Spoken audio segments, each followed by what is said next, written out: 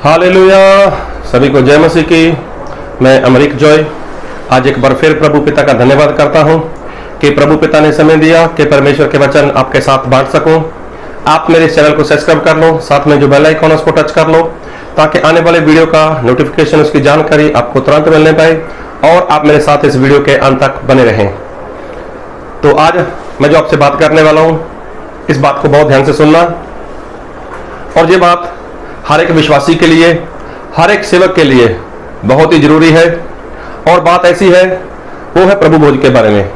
जी हाँ, प्रभु भोज इंसान को कब लेना चाहिए, किस वक्त लेना चाहिए और किस तरह से लेना चाहिए, ऐसा हम आज बाइबल से सीखने जा रहे हैं। क्योंकि अगर हम बाइबल देखते हैं तो बाइबल में ऐसा लिखा है कि हमारे परमेश्वर वो एक ही परमेश्वर है। जी हाँ, एक ही परमेश्वर है, पवित्र आत्मा वो भी एक है, और इंसान के पास जो बाइबल है वो भी एक है। लेकिन इतना कुछ, सब कुछ एक होने के बाद, परमेश्वर एक होने के बाद, पवित्र आत्मा एक होने के बाद और वचन एक होने के बाद, फिर भी आज सभी लोग एक मन नहीं है, एक चित्त नहीं है और एक विश्वास नहीं है। तो इसका कारण क्या हो सकता है? जो एक विश्वास नहीं है, एक चित्त के नहीं है, एक मन के नहीं है, पवित्र आत्मा एक है, परमेश्वर का जो वचन है वो भी एक है और खुद परमेश्वर एक है।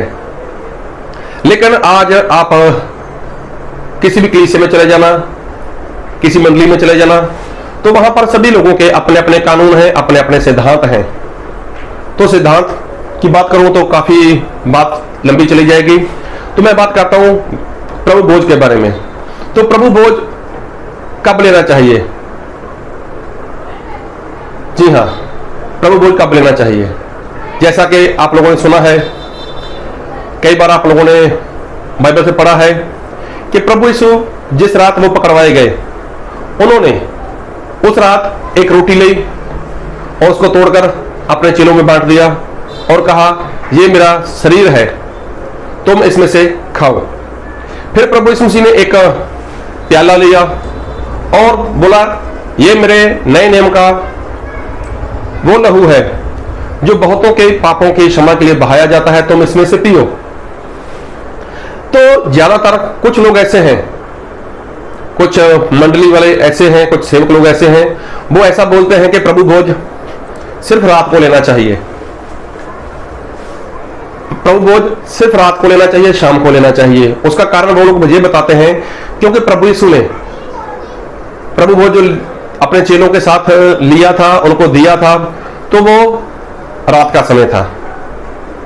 ज्यादातर लोग ऐसा सुनते हैं, ऐसा मानते हैं, और कई लोग शाम के वक्त प्रभु भोज लेते हैं। तो क्या ऐसा करना सही है? अगर हम बाइबल से पढ़ते हैं तो बाइबल में तो नहीं लिखा ऐसा कि आपको रात को प्रभु भोज लेना चाहिए या शाम के वक्त प्रभु भोज लेना चाहिए। ऐसा तो कहीं पर कोई आज्ञा नहीं है, कहीं पर ऐसी आज्ञा नहीं है। हाँ, ये बात सही है कि प्रभु यीशु ने रात को प्रभु भोज लिया था, प्रभु यीशु ने अपने चेलों को रात को प्रभु भोज दिया था। और बाइबल में एक वचन पढ़ूंगा भी, और वो वचन है पहला कुरिन्थियों उसका 11 अध्याय उसके 23 वचन। क्योंकि यह बात मुझे प्रभु से पहुंची और मैंने तुम्हें भी पहुंचा दी कि प्रभु यीशु ने जिस रात वह पकड़वाया गया रोटी ली। अभी देखो, जिस रात प्रभु यीशु पकड़वाए गए उसी रात प्रभु यीशु ने एक रोटी ली। तो यहां पर ऐसा तो है नहीं कि परमेश्वर का दास ऐसा बोलता है कि तुम भी रात को प्रभु भोज लिया करो, ऐसा तो कोई आज्ञा ही नहीं है। फिर लिखा है,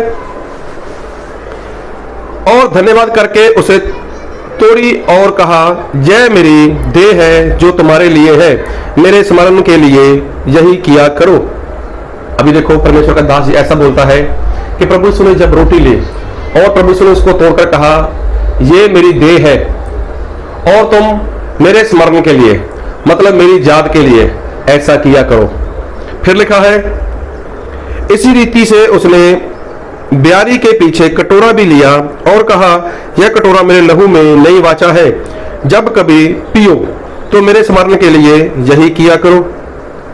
अभी देखो यहां पर बात हो रही है स्मरण, मतलब प्रभु यीशु को याद करने की।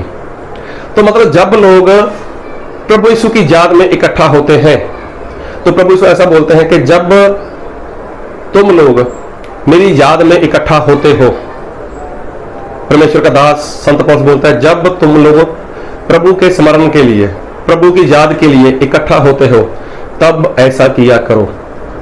तो यहां पर ना तो कोई टाइम है, सुबह का टाइम, दोपहर का टाइम, शाम का टाइम या रात का टाइम या आधी रात का टाइम, कोई नहीं है।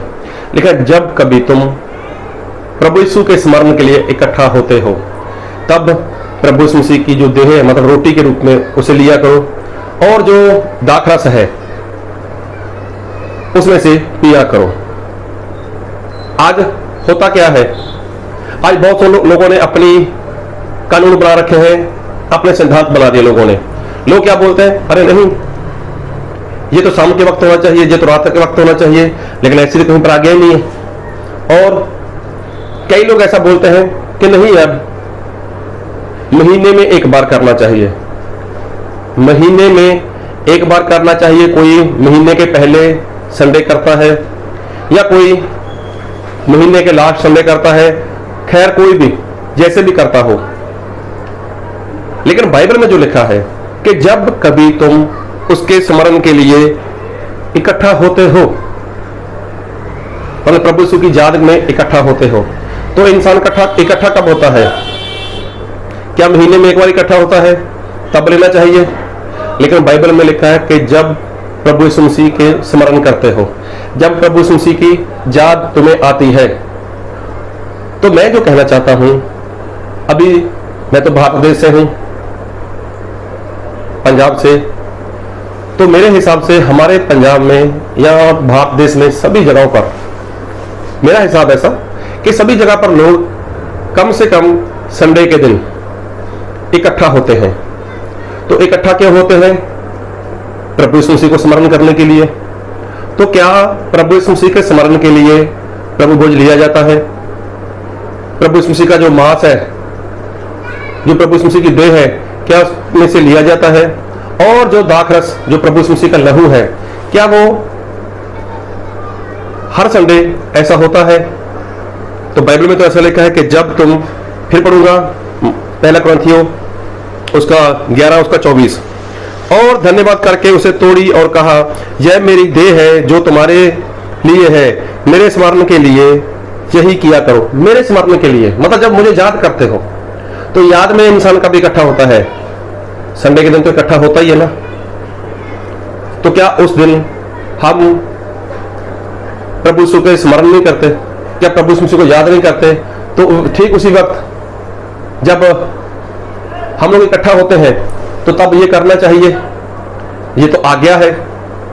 लेकिन आज लोगों ने अपने कानून बना दिए, लोग अपने हिसाब से सब कुछ करते हैं। नहीं, महीने के पहले संडे, या कई लोग गुरुवार के दिन ऐसा करते हैं। लेकिन बाइबल में तो लिखा है जब कभी इकट्ठा होते हो, तो उसमें संडे, मंडे, ट्यूसडे वगैरह कुछ भी नहीं है। रविवार, सोमवार, मंगलवार, बुधवार तो कुछ भी नहीं है। मतलब जब भी इकट्ठा होते हो, तो इसका मतलब जब इकट्ठा होते हो तब हम कर सकते हैं, जब इकट्ठा होते हैं। तो मैं जो उन लोगों से पूछना चाहता हूं, उन विश्वासी लोगों से, उन सेवक लोगों से, कि जो महीने के पहले संडे, पहले इतवार करते हैं, तो उस दिन आप लोग मसीह के स्मरण के लिए इकट्ठा हुए, तो बाकी जो 3 संडे आए, जो 3 रविवार आए, जो 3 एतवार आए, या कभी एक महीने में 5 भी आ जाते हैं संडे, 3 या 4, जब आप वहां पर इकट्ठा हुए तो किसके स्मरण के लिए इकट्ठा हुए? आप लोग, आपने महीने के एक संडे किया, तो बाकी के जो 3 या 4 संडे आते हैं तो वो किसके स्मरण के लिए इकट्ठा हुए? क्या आप लोग प्रभु यीशु के स्मरण के लिए इकट्ठा नहीं हुए? तो इसका मतलब आप प्रभु यीशु के स्मरण के लिए इकट्ठा होते हैं ना, तो आपको ये प्रभु भोज उस वक्त करना चाहिए। और बाइबल से एक वचन और पढ़ूंगा आपके लिए, और मैं पढ़ूंगा प्रेरितों का काम उसका 2 अध्याय और उसके 41 और 42, 41 और 42, रसूला उसका 2 का 41 और 42। अंत जिन्होंने उसका वचन ग्रहण किया उन्होंने बपतिस्मा लिया, और उसी दिन 3000 मनुष्यों के लगभग उनमें मिल गए। ये पहली बार हुआ जब पतरस ने प्रचार किया, तो वहां पर 3000 लोगों ने बपतिस्मा लिया। और बपतिस्मा लेने के बाद क्या किया उन लोगों ने? और वह प्रेरितों से शिक्षा पाने और संगति रखने और रोटी तोड़ने और प्रार्थना करने में लवलीन रहे। देखो, लगातार उन लोगों ने क्या किया? उन लोगों ने प्रेरितों की शिक्षा पाना शुरू कर दिया, लगातार उन लोगों ने क्या कर दिया? संगति रखना शुरू कर दिया। फिर रोटी तोड़ना मतलब प्रभु भोज, वो लगातार हर रोज ये किया करते थे। वो लोग हर बार इकट्ठा होते थे, हर रोज इकट्ठा होते थे। तो उन लोगों ने यही काम शुरू कर दिया, शिक्षा पाते थे प्रेरितों से, संगति रखते थे प्रेरितों के साथ, और रोटी तोड़ते थे, प्रभु भोज किया करते थे हर रोज, और प्रार्थना में लवलीन थे हर रोज। तो क्या ये गलत था? क्या ये पाप था? नहीं। ये तो वो लोग इकट्ठा होते थे, उनको याद था प्रभु यीशु मसीह के स्मरण में वो इकट्ठा हुए। उनको मालूम था कि प्रभु यीशु मसीह ने हमारे लिए अपना लहू बहाया है, प्रभु यीशु ने हमारे लिए अपनी जान दी है। तो वो प्रभु यीशु को हर रोज याद रखते थे, इसलिए वो शिक्षा पाते थे प्रेरितों से, इसलिए वो संगति रखते थे, इसलिए वो प्रभु भोज किया करते थे, इसलिए वो प्रार्थना में बने हुए थे, उनको स्मरण था। लेकिन आज के लोग देखो, महीने में एक बार होता है ऐसा। लेकिन एक वचन और पढ़ूंगा आपके लिए बाइबल से, और मैं पढ़ूंगा प्रेरितों का उसका 20 अध्याय उसके 7 वचन से। सप्ताह के पहले दिन जब हम रोटी तोड़ने के लिए इकट्ठा हुए, तो पौलुस ने जो दूसरे दिन चले जाने पर था उनसे बातें की और आधी रात तक बातें करता रहा। देखो, सप्ताह के पहले दिन जब हम रोटी तोड़ने के लिए इकट्ठा हुए, तो कम से कम इन लोगों ने एक दिन निर्धारित कर दिया। सप्ताह का जो पहला दिन है उस दिन इन लोगों ने इकट्ठा होना शुरू कर दिया और बोला हम लोग इकट्ठा होते हैं एक हफ्ते में एक दिन। और वो लोग क्या करते थे? हफ्ते में एक बार रोटी तोड़ा करते थे। रोटी तोड़ना मतलब समझते ही हो, प्रभु भोज। उसी बीच वो लोग आराधना करते थे, उसी बीच वो लोग प्रार्थना करते थे, उसी बीच वो लोग वचन सीखा करते थे, और उसी बीच वो लोग प्रभु भोज लिया करते थे, मतलब रोटी तोड़ा करते थे। तो आज देखो, बहुत सी चर्च में, बहुत सी कलीसियाओं में ऐसा कहीं पर दिखाई नहीं देता। कोई प्रभु भोज लेता है, कोई नहीं लेता, कोई क्या करता है, कोई क्या करता है, कोई क्या मानता है, कोई क्या मानता है। कोई बोलता है कि महीने में एक बार। अरे कई लोग तो मानते नहीं प्रभु भोज को, छोड़ो। तो बाइबल में जो ये प्रेरित लोगों ने काम किया, जो प्रभु यीशु मसीह के खास चेले थे, उन लोगों ने काम किया, वो कम से कम एक हफ्ते में एक बार प्रभु यीशु को स्मरण के लिए इकट्ठा होते थे। तो जब आप संडे इकट्ठा होते हो, तो क्या वहां पर प्रभु भोज नहीं होना चाहिए? प्रभु भोज होना चाहिए, क्योंकि हम लोग प्रभु यीशु को स्मरण करने के लिए वहां पर इकट्ठा होते हैं। उनकी देह में, उनके लहू में हम सहभागी हो सकें। प्रभु यीशु मसीह ने लहू क्यों बहाया, प्रभु यीशु मसीह ने अपने प्राण क्यों दिए, हम उस बात को याद रखें और हम प्रभु भोज ले सकें। तो क्या आप ऐसा करते हो? आप कम से कम हफ्ते में एक बार तो इकट्ठा होते हो ना, संडे के दिन। तो क्या आप जिस चर्च में जाते हो, अगर आप जिस चर्च के अगुए हो, तो क्या आप अपने चर्च में ऐसा करते हो? अगर नहीं करते, महीने में एक बार करते हो, तो क्या फायदा है? तो मैं ये पूछ रहा हूं कि बाकी के 3 एतवार, 3 संडे, या फिर महीने में जो 5 संडे आते हैं उसमें से एक बार आप करते हो, बाकी 4 संडे फिर वो किसकी स्मरण लेके इकट्ठा हुए? तो जब आप हर बार इकट्ठा होते हो, तो प्रभु यीशु ने बोला मेरी स्मरण के लिए ऐसा किया करो। ये बात किसने बोली? संत पौलुस ने बोली। और किसके द्वारा बोली? पवित्र आत्मा के द्वारा बोली। तो पवित्र आत्मा क्या गलत गाइड करेगा उनको? अगर संत पौलुस पवित्र आत्मा के द्वारा ये बात बोल सकते हैं, तो आप किसकी आवाज सुनते हो? इसलिए बाइबल में जो लिखा है उसको मानो, उसी के अनुसार जीवन जीना शुरू करो। अगर आप लोग प्रभु भोज अच्छे ढंग से नहीं ले रहे और जिस तरह से लेना चाहिए वैसा नहीं ले रहे, आप आगे पढ़ लेना, पहला क्रंथियों 11:23 से आगे पढ़ लेना, पता चल जाएगा।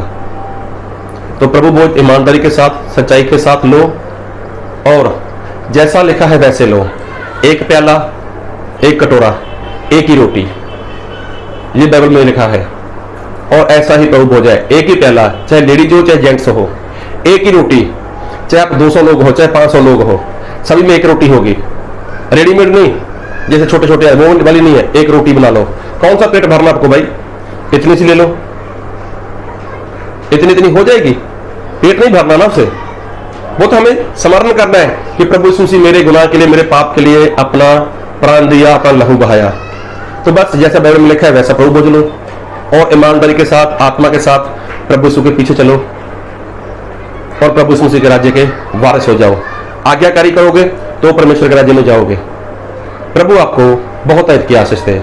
आमीन।